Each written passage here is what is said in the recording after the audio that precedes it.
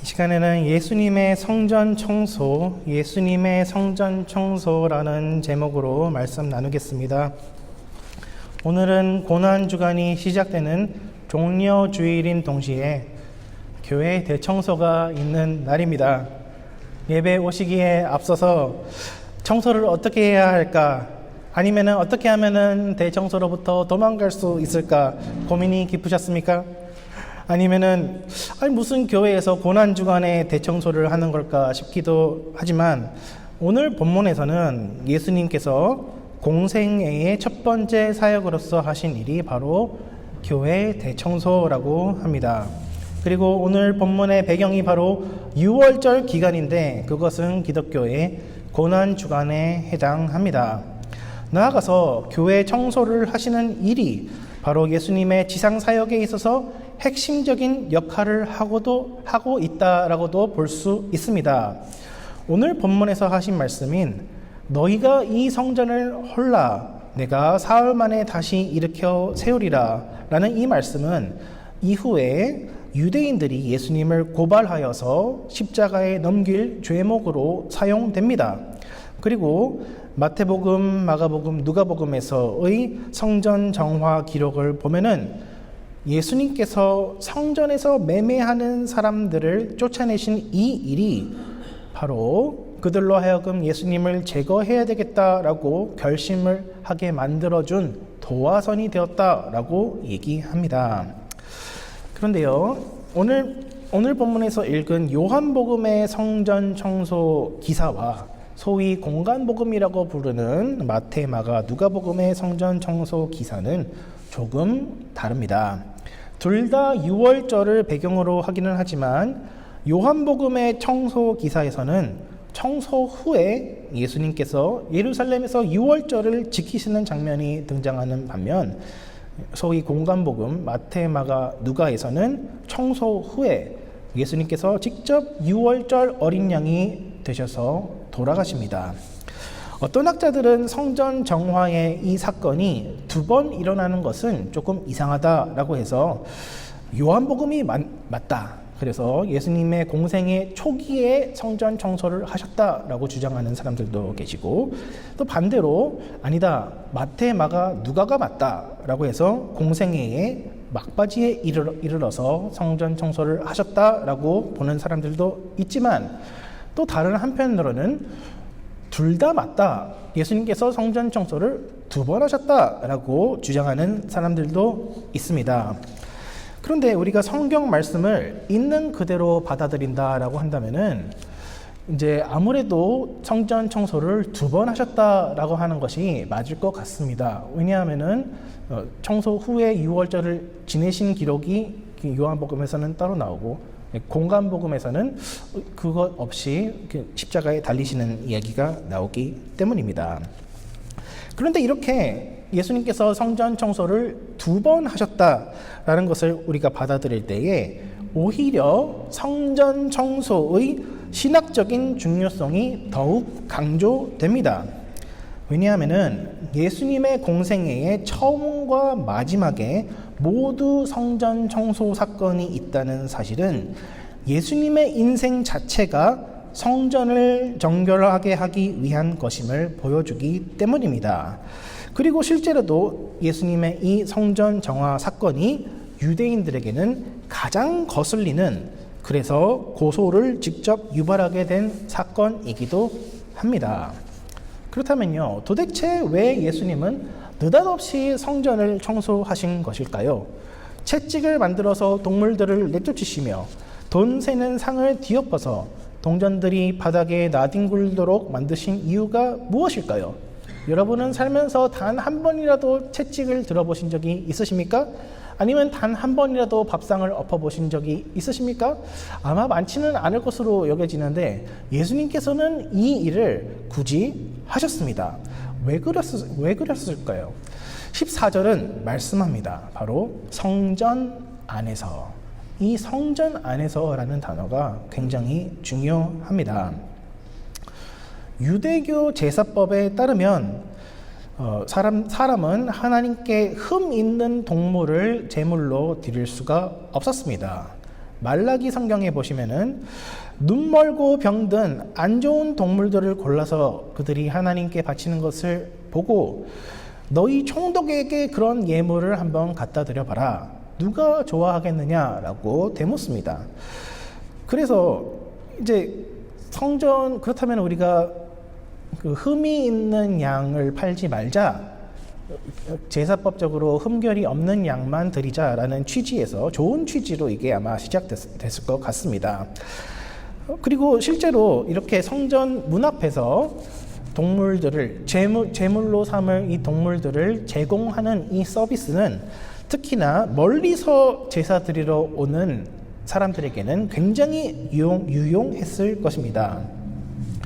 제가 어제 그 구글 맵스에서 한번 찍어봤습니다. 예루살렘에서부터 텔아비브까지 하면은 한 100km 정도 되더라고요. 텔아비브가 이제 그 지중해 그 근처에 있는 해변 도시인데, 그러니까 이스라엘을 이렇게 가로지르는 그 길을 봤을 때 한 100km, 차로 한 1시간 정도 간다고 하더라고요. 근데 유다 지역 최남단의 브엘세바에서 예루살렘을 한 찍어보니까 150km가 되는데, 그러니까 차로 한 1시간 반 정도면은 갈 수 있는 거리라고 합니다. 그런데 옛날에는 당연히 자동차가 없으니까, 그리고 온 가족이 함께 유월절 제사를 드리러 예루살렘에 올라왔을 테니까 최소 한 2박 3일 정도는 이렇게 그 가는 길에 쏟아야 된다라고 하더라고요. 그런데 이제 양을, 자기 집에서 키우던 양을 이제 예루살렘에 가서 바쳐야 되는 거잖아요. 멀리서 그 양을 끌고, 가족들도 다 끌고 예루살렘으로 제사 드리러 가야 되는데, 양까지 이제 끌고 가서 제사를 드려야 되는데, 근데 가는 길에 아무런 그 일이 없으면 다행이지만, 가는 도중에 혹시나 양이 그 발을 삐끗해서 다치거나 뭐 그렇게 하면은 그 양은 제사용으로는 쓸 수 없게 되는 양이 되는 겁니다. 아주 위험 부담이 있는 그런 것이죠. 그러니까 굉장히 그 성도들의 예배 생활에 도움을 주는 그런 서비스였을 것입니다. 또 성전에 들어가려면은 입장료를 내야 됐다고 합니다. 그리고 이 비용은 성전의 유지 보수에 쓰였다고 합니다. 예수님이 살아 계셨을 당시에 특히나 성전 관리를 엄청 잘했다고 합니다. 사람들에게 돈을 열심히 거두고 그 돈으로 리모델링을 열심히 하여서 제자들이 보기에도 참 성전이 아름다웠다. 그래서 예수님, 우리 성전이 참으로 아름답지 않습니까? 라고 하는 장면이 성경에도 등장하지요. 그런데 성전에 세금을 내기 위해서는 아시다시피 성전 화폐로 돈을 바꿔서 내야 됐습니다. 정확한 이유는 모르지만 아마도 추정하기로는 이방인들이 쓰는 화폐에는 가령 로마 황제의 초상이 새겨져 있어서 하나님께 드리기 부적합한 돈이다라고 생각했을 가능성이 있습니다. 그리고 예수님은 이 모든 일들이 이렇게 동물 바꿔주고 돈 바꿔주고 하는 이 모든 일들 자체가 나쁜 것이라고 말씀하시지는 않습니다. 근데 뭐가 나쁜 일이냐? 바로 성전 안에서 그 일을 하기 때문에 나쁜 것이다 라고 하고 있습니다. 나아가서 16절에서는 내 아버지의 집으로 장사하는 집을 만들지 말라라고 하십니다. 주보에도 써놨는데요. 매매하는 일은 주로 이방인의 뜰에서 이루어졌습니다. 그래서 성전의 이렇게 성전 그림을 보시면은 큰 뜰이 있습니다. 이 뜰은 원래 성경에는 솔로몬이나 스룹바벨 성전에서는 없는 것인데, 이방인의 뜰이라고 하는 것은 없는 것이었는데, 이제 헤롯 왕이 스룹바벨의 제2 성전을 유대인들의 환심을 사기 위해서 증축하면서 자기도 가서 좀 예배 드리고 싶고 뭐 하잖아요. 그러니까 그 성소에는 못 들어가고 이방인의 뜰에서 이렇게 아마 예배 활동을 하지 않았을까 싶습니다. 그런데 이 모든 매매하는 일들이 이방인의 뜰에서 이루어지는데, 생각해 보시면요, 유대인들의 입장에서는 이방인의 뜰이라는 게 원래 성전에 없는 디자인이었고 헤롯 대왕이 이제 자기를 위해서 만들어 놓은 거다라고 좀 생각을 해가지고 이곳은 성전이 아니다라고 생각했을 가능성이 있습니다. 그렇죠? 그래서 거기서는 진짜 성전이 아니기 때문에 거기서 매매 행위를 해도 괜찮다라고 생각했을 가능성이 있습니다. 그런데요, 예수님께서는 뭐라고 말씀하십니까? 비록 이방인의 뜰에서 이루어지는 매매 행위라고 할지라도 그것은 성전 안에서 일어나는 것이다. 그것이 아주 예수님께는 역겨운 행위가 되었던 것입니다.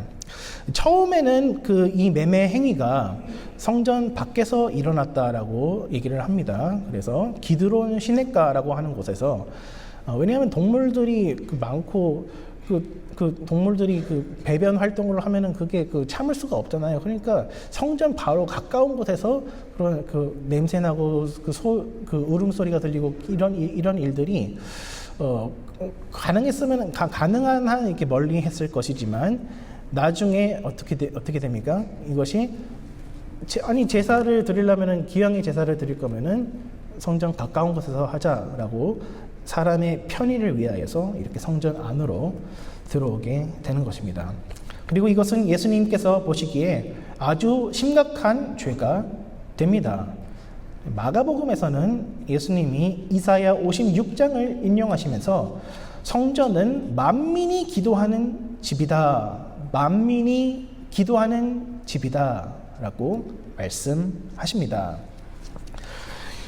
하나님이 보시기에는 예수님이 보시기에는 이방인들이라고 할지라도 좀 성전에 와서 거룩하게 기도하고 하나님을 만났으면 좋겠는데 이 유대인이라고 하는 사람들은 자기 드리는 제사 공간만 중요하고 이방인들이 기도하는 공간은 하나도 중요하지 않다라고 생각했습니다. 거기서 시끄럽게 동물 소리가 나든지 간에 동물들의 배변으로 냄새가 나든지 간에 상관이 없었습니다. 유대인들에게 중요한 것은 얼마나 효율적으로 최대한 많은 사람들이 동물 제사를 드리고 가는지 또 성전세가 잘 납부되어서 성전을 아름답게 꾸미는지만 관심이 있었습니다. 이 당시에 그래서 유대인들은 하나님을 섬기는 자들이 아니라 차라리 자본주의가 낳은 괴물, 줄여서 잔악회라고 하죠. 자본주의가 낳은 괴물로 변해버렸습니다. 이 밑에는 편의 지상주의, 소비자 중심주의가 깔려 있습니다. 자본주의와 행위 구원론이 깔려 있습니다. 어쨌든 교회를 움직이는 것은 결국에 돈이다 라고 하는 생각입니다. 우리가 돈을 열심히 모아야지만 뭐라도 할 수 있다라는 생각입니다. 성전에 부흥이 있을 때에 사람들이 하나님을 만나는 일이 더욱더 많아져야 하는데 사람들은 온통 상품이 몇 개가 팔렸는지에만 정신이 팔려 있었습니다. 이러한 유대인들의 마음에는 하나님의 말씀이 권위를 가질 수 없었습니다. 예수님이 성전을 청소하시자 유대인들은 당신이 도대체 무슨 권위로 이러한 일을 행하냐라고 묻습니다. 이 말을 잘 보시면요. 유대인들은 예수님의 말씀 자체가 틀렸다라고 하지 않습니다. 다만 예수님의 권위에 도전할 뿐입니다. 그러니까 유대인들이 예수님과 충돌한 가장 근본적인 이유는 영적인 권력 다툼입니다. 그리고 예수님이 청소하셔야만 했던 죄가 바로 하나님의 말씀의 권위를 인정하지 않는 교만의 죄였던 것입니다. 우리는 이 말씀을 읽을 때에 저 유대인들은 옛날부터 돈돈거리더니 예수님께 호되게 혼났구나라고 생각할 수도 있습니다. 그렇지만 유대인들의 당시 죄는 오히려 편안함을 숭배하는 것이었고 말씀의 권위를 믿지 않는 것이었습니다. 그리고 이러한 죄에 걸리지 않는 사람은 아무도 없습니다. 내가 편안하기 위해서, 내 몸이 피곤하지 않기 위해서 우리는 얼마나 자주 하나님께 예배하는 것을 멀리합니까? 일부러 시간을 내서 말씀을 읽고 기도하는 것은 일단 몸이 힘듭니다. 일주일의 딱 중간인 수요일 저녁에 교회에 나와서 예배 드리는 것은 나의 쉴 시간을 빼앗아 갑니다. 그러면 일도 당연히 능률이 줄어들겠지요. 이 시간에 내가 일하면은 이만큼의 돈을 벌거나 인건비를 줄일 수 있다라는 생각이 그 밑에 깔려 있습니다. 예배나 경건 생활에 시간을 너무나 많이 투자하면은 공부가 밀려서 내가 뒤처지게 된다라고 생각합니다. 그렇지만 이러한 생각의 밑바탕에도 역시 경제의 논리, 효율성의 논리가 있습니다. 얼마 전에 직분자 훈련을 시작했습니다. 그런데 벌써 중도 포기하고 싶다라는 분들, 혹은 숙제를 못하겠으니 돈으로 때우겠다는 분들이 계십니다. 한결같이 바빠서 말씀 보고 기도할 시간이 없으시다라고 합니다. 그런데 그 기도할 시간이 없는 이유가 교회에서 밥해야 돼서, 혹은 교회 일 해야 돼서 바쁘다는 분들도 계십니다. 교회 일 하는 것은 하겠는데 혼자서 하나님과 만남의 시간을 가지는 것은 어렵다라고 말씀하십니다. 제가 어떤 한 분만 놓고 그렇게 얘기하는 것이 아니라 대부분 그렇게 말씀하십니다. 이러한 생각의 밑바탕에는, 목사님, 이민 생활의 고단함을 목사님이 어떻게 아시나요? 미국 사회에서 먹고 살려면은, 미국 사회에서 살아남으려면은 이거 어쩔 수 없는 거 아니겠어요? 이렇게 입으로 말씀하시지는 않지만 그렇게 생각하시는 것 같습니다. 그런데 그렇게 말씀하실 때에, 또는 그렇게 생각하실 때에 그것은 유대인들의 논리와 똑같습니다. 유대인들도 예수님 말씀이 틀리다라고는 얘기하지 않았습니다. 당신 말씀이 맞습니다. 여기 성전 맞습니다. 근데 당신이 뭔데 나한테 이래라 저래라 하는 겁니까? 라고 하는 거잖아요. 하나님께서 요구하시는 것은 하나님으로서의 권위, 말씀으로서의 권위를 인정하라는 것입니다. 내가 이렇게 힘들게 살고 있는데 하나님 당신이 뭔데 나보고 더 많이 고생하라라고 하시는 겁니까? 라고 생각할 때에 우리는 목사에게 따지는 것이 아니라 사실 하나님께 따지고 있는 것입니다. 그래서 편안함이라고 하는 것, 고생을 피하고 싶은 마음이라고 하는 것은 우리의 생각보다 훨씬 더 강력한 우상 숭배입니다. 안락함의 우상 숭배를 할 때에 우리의 삶의 행동 기준은 하나님의 말씀이 아니라 나 자신의 편안함이 되기 때문입니다. 그럴 때에 하나님께서 거하시는 거룩한 성전이어야 할 우리의 몸과 마음은 북적거리는 저작거리의 소음 속에 뒤덮인 채 우상 숭배를 향하여 달려가고 있습니다. 그런 우리를 향하여서 예수님은 말씀하십니다. 청소하다가 죽으라고 말입니다. 교회 청소를 하다가 위험한 일을 당하라는 말이 아니라 삶의 우선순위를 정함에 있어서 우리의 생사를 하나님께 맡겨야 된다라는 말입니다. 그리고 예수님은 실제로 청소하다가 죽으셨습니다. 영적인 청소 운동은 언제나 죽음의 위협에 우리를 노출시킵니다. 세겜에서 디나에게 불미스러운 일이 일어났을 때에 야곱은 모든 우상을 버리고 베델로 올라가자라고 말했습니다. 주변 이웃들이 자기를 죽일 수도 있음에도 불구하고 그는 예배의 자리로 올라갔습니다. 사무엘은 미스바에서 이스라엘 백성들에게 모든 우상들을 버리고 여호와만 섬기라라고 말씀하였고, 블레셋 사람들이 칼을 들고 코앞에까지 왔을 때에도 하나님께 제사 드리는 일에 전념했습니다. 엘리야는 갈멜산에서 바알과 아세라 우상을 청소하다가 이세벨에게 살해 위협을 당했습니다. 그리고 요시야 왕은 심지어 교회 청소를 하다가 사형 선고를 받았습니다. 그는 성전 청소를 하면서 율법책을 발견하여 이스라엘 역사상 유례없는 부흥을 경험했음에도 불구하고 하나님은 그에게 이스라엘이 지은 죄가 너무나도 많기 때문에 반드시 패망할 것이다 라는 차가운 심판의 말씀을 주셨습니다. 가톨릭의 교황과 및 성인 숭배 사상으로부터 교리를 깨끗하게 청소하고자 했던 종교개혁가들 역시 삶이 대체적으로 불행했습니다. 그들은 자신의 믿음을 지키기 위해서 삶의 보금자리를 떠나 평생 피난민으로 살며 가난과 싸워야 했습니다. 이처럼 성전 청소를 제대로 한다는 것은 내가 실제로 죽을 수도 있는 정말 위험한 일입니다. 그러나 다행인 것은 우리가 구원받기 위해서는 우리가 죽기까지 순종해야만 구원해 주시겠다라고 하시지 않는다는 점에 있습니다. 23절과 24절에 사람들은 예수님을 믿지만 예수님은 자기 자신을 우리에게 의탁하지 아니하신다라고 말씀합니다. 우리 죄인들은 하나님의 성전을 더럽히며 신성 모독을 하지만, 그래서 우리 모두는 하나님의 성전을 허무는 자들이지만, 우리가 성전을 헐더라도 예수께서는 당신의 몸된 성전을 일으켜 세우시겠다라고 말씀합니다. 그리고 당신의 죽음으로써 성전의 모든 더러운 것을 제하여 버리시겠다라고 합니다. 우리는 우리의 힘으로 성전을 깨끗하게 할 수 없습니다. 오직 예수의 피로서만 성전이 깨끗해집니다.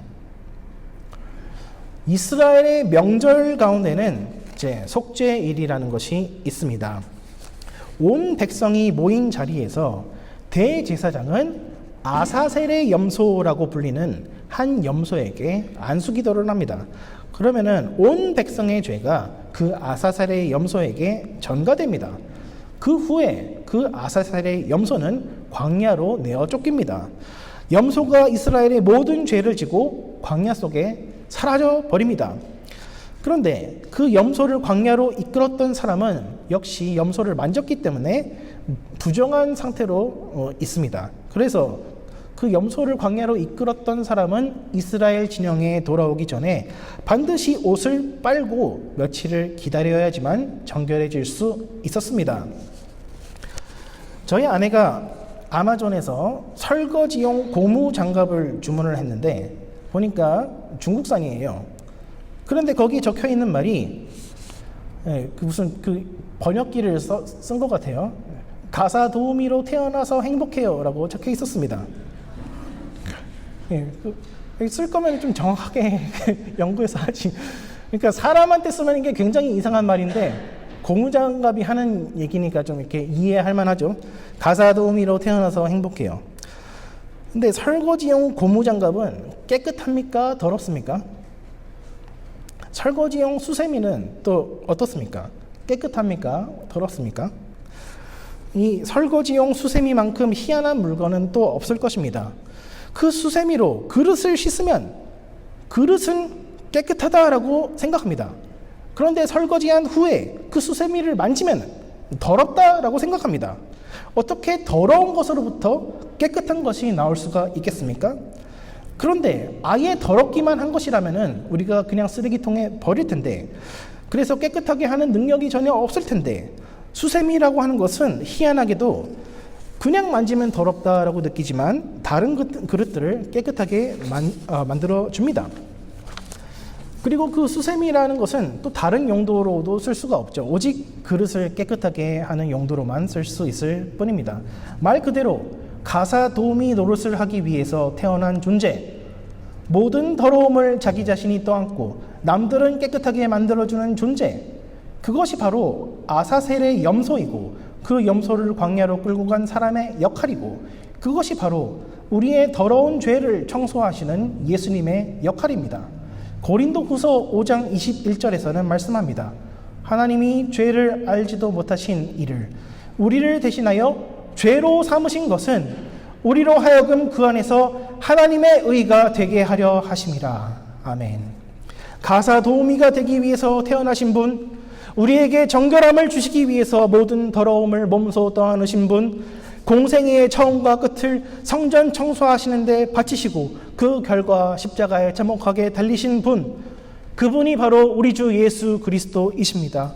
그분의 희생 때문에 이방인인 우리가 하나님께 기도할 수 있게 되었습니다. 아무런 공로 없이도 우리가 하나님께 담대하게 나아갈 수 있게 되었습니다. 우리의 힘으로는 천국에 한 평이라도 발 디딜 곳을 얻지 못했을 것이지만 예수님의 공로 때문에 천국에 우리가 있을 곳이 많게 되었습니다. 예수님의 이러한 희생을 우리가 기억할 때에 우리 역시 가사도우미로 태어나서 기쁘다라고 고백을 드려야 마땅할 것입니다. 우리는 우리의 삶이 특별하기를 원합니다. 손에 물 한 방울 안 묻히는 삶을 꿈꿉니다. 예수님의 십자가 고난길과는 상관없는 그저 북적거리고 바쁜 삶, 세상 사람들이 봤을 때 멋지고 인정받는 삶을 살기를 원합니다. 그리고 우리는 수세미의 삶을 경멸합니다. 온갖 더러운 것들은 내가 맡고 남들한테는 좋은 것만 준다는 이러한 삶은 우리의 삶의 격식과는 맞지 않다라고 생각합니다. 더러운 것들은 그리하여서 다 이방인의 뜰에 몰아넣고 나 자신은 선비 노릇을 하고 싶어 합니다. 그러나 그렇게 생각할 때에 하나님께서 나의 인생을 당신의 나라를 위해서 사용하실 수 있다라는 생각은 우리가 하지 못하게 됩니다. 나의 행복과 편안함과 성공이 먼저가 됩니다. 일단 내가 먼저 살아야 되겠다라고 생각하면은 내가 죽어짐을 통하여서 복음 열매를 맺을 수 없게 됩니다. 그러나 하나님께서는 물으십니다. 누가 우리를 위하여 갈고 누가 하나님 나라를 위하여서 기꺼이 더러움을 떠안는 중보자의 삶, 수세미의 삶을 살게 될고 누가 여호와의 이름을 위하여 이방인들에게 값없이 주어지는 은혜의 복음을 전할고 주의 전을 사모하는 열심이 있으면 그 열심이 나를 삼키게 되어 있습니다. 이것은 더 이상 우리가 우리의 유익을 구하지 아니하고 하나님의 유익을 구하게 된다는 것을 의미하는 것입니다. 사랑하는 여러분, 결론은 그러므로 교회 청소를 잘하자는 것입니다. 먼저 우리는 우리의 영혼을 깨끗하게 청소했으면 좋겠습니다. 우리의 삶에 마땅히 하나님께 먼저 내어드려야 할 예배의 자리가 있다면 내가 힘들고 손해보는 한이 있더라도 힘써 하나님께 내어드리십시오. 예배의 시간과 장소를 매매하고 공부하고 유튜브 보는 데 사용하지 마십시오. 온전히 하나님이 우리의 삶의 주인 되심을 고백하십시오. 우리가 죽으나 사나 하나님의 것임을 인정하십시오. 우리가 만일 십자가 은혜로 구원을 받았으면 하나님은 당연히 우리의 시간을 마음대로 요구하실 권리가 있으신 분이십니다. 우리는 그저 수세미의 삶이다. 그저 하나님의 가사 도우미의 삶이다라고 생각하시기를 바랍니다. 그리고 거기에서 기쁨과 영광을 찾으시기를 바랍니다. 그러한 마음으로 교회를 청소하십시오. 여러분, 교회 청소는 아무나 하는 것이 아닙니다. 교회 청소를 누가 합니까? 나 말고도 다른 사람이 이 예배당에서 하나님을 만나고 은혜 받았으면 좋겠다라고 생각하는 사람만 교회 청소를 할 수 있습니다. 주의 전을 사모하는 마음이 나를 삼킬 때에만 우리는 다른 사람들의 필요도 돌아볼 수 있는 겸손한 사람이 되는 것입니다. 대단한 것이 아니라 의자를 접거나 주보를 모으는 일이라도 괜찮습니다. 일용할 양식은 하나님께서 다 마련해 놓으셨다라고 합니다. 우리는 그렇다면 먼저 그 나라와 그 의를 구해야 하지 않겠습니까? 교회 청소를 통하여서, 성전 청소를 통하여서 예수님의 사랑을 더욱 깊이 깨닫는 은혜가 있으시기를 축원합니다. 기도하겠습니다.